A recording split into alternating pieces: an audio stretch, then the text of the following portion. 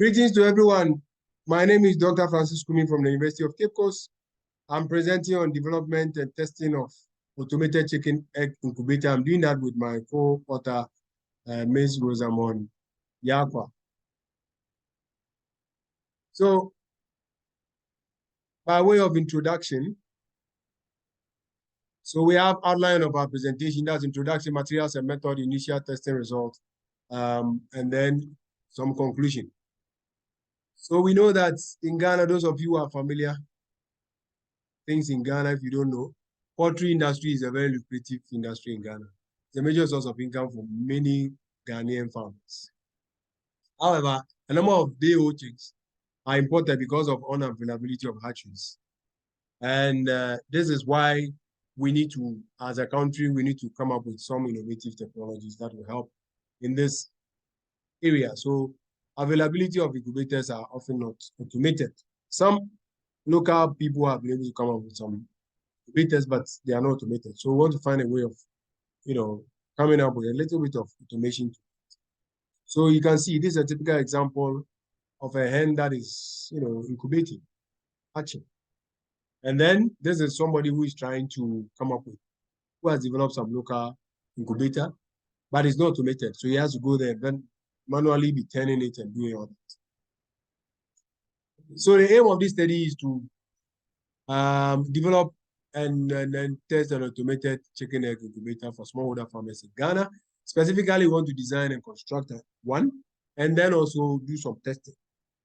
So materials and methods. So here we are looking at the materials that we are going to use and what we use.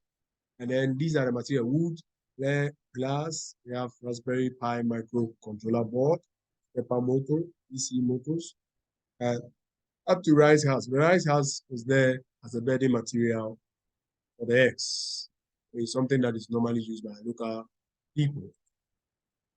Then we have incandescent bulb to create a little bit of heat in the system. LCD display. We have temperature and humidity sensors, relay, electronic relay, breadboard, screws, nails, and then a cloud set. So this is the design that we just a box measuring 80 centimeters by 1 meter or 100 centimeters. And this is how the design looked like. And then we went ahead to do the system design. So at this point, I will hand over to my co-author to continue with the rest of the presentation. Thank you. Thank you, Dr. Kumi. So please, I'll continue with the rest of the presentation. So for the figure 4, which is talking about the general system design, if you look at the diagram, you see that we have the actor there. So the actor is the one who is going to control the chicken egg incubator.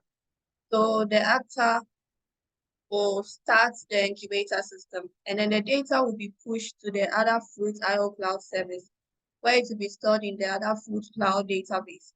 And then you can fetch the data from the cloud service and then monitor the system remotely. So here is an image of the chicken egg incubator showing the 3 chambers, the chamber with 1 egg tray and the bulb, another chamber with the egg tray and the bulb, and then the last chamber which contains the water. So we move on to the figure 5. From the figure 5, this is a flowchart, the system flowchart. So when we look at it, you put on the incubator, you turn on the bulbs. When the temperature is greater than 39, the data will be pushed to the other fruit IO cloud service, where it will display the readings.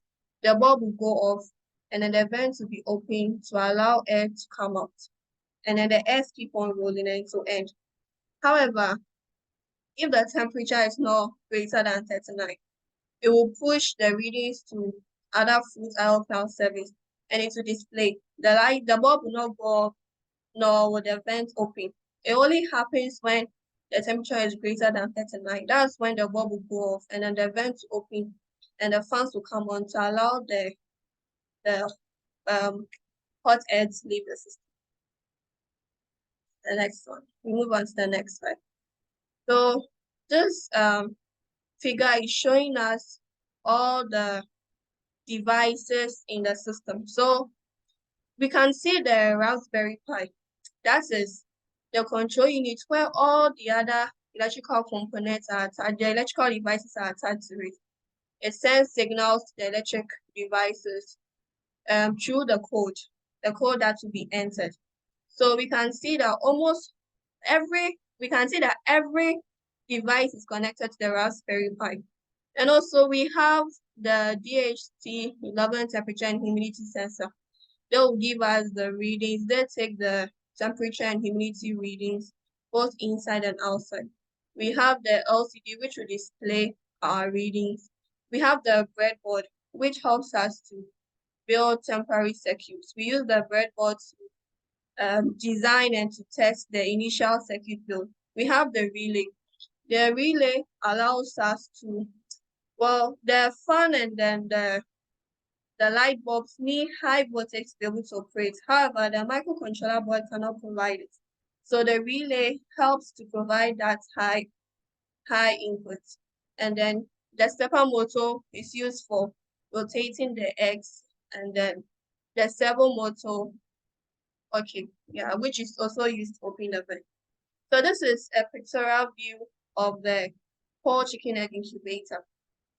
And then here is a video which will let you see the automation of which will let you see the rotation of the eggs. So as you can see, the stepper motors are helping in the rotation of the eggs, and it's moving the egg trays from one side to another, which is making the eggs move.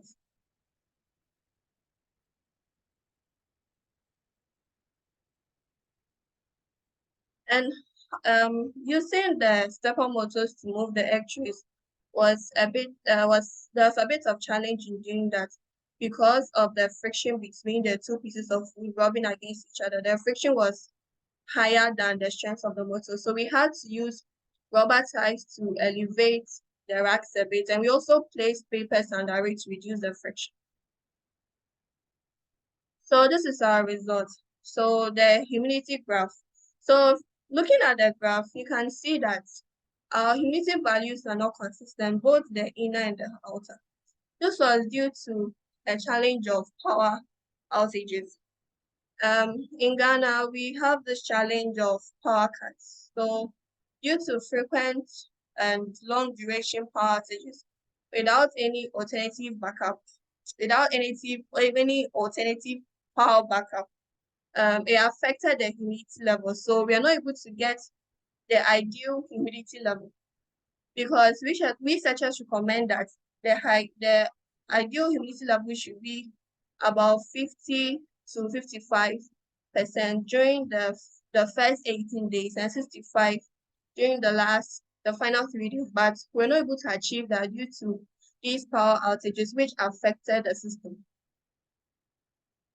And then for the temperature, however, for the temperature, we're able to get consistent values. You can see that for the inner one, it ranges from 35 to about 38. And then the outer 29 to about 34. However, because of the power outages, as I said earlier, the outer temperature sort of affected the inner temperature because anytime the power goes off, the whole system completely shuts down. So if the incubator, the system inside is already cool, the heat from the outer temperature will affect the inner temperature. So this is our candling test result. So when we candled the eggs, we realized that out of the 20 eggs, 13 were infertile and 7 were fertile. So even though we had fertile eggs, when we broke the eggs at the end of the incubation test, we realized that we had dead developing embryos in them. So this could be as a result of maybe poor storage of the eggs before loading them, or fungal or bacterial infection on the eggs, which could have caused it to go bad, or maybe there was just minor cracks in it that we didn't notice. Also, it could be, but mainly the reason for that was because of the power outages. And for the infertile eggs, that one, it could be as a result of wrong mating ratio or the parent stock being very old. So to conclude. Okay, so to conclude, we are saying that the automated chicken incubator has been designed, constructed, irrespective of some of the challenges we are facing, and we are testing it. And the temperature we are recording falls within the acceptable range. Even though we had challenges with the humidity, but we still want to move on and see how we can resolve that. A follow-up study is also being done, see how it's able to hatch this. So that is what we have. Thank you very much.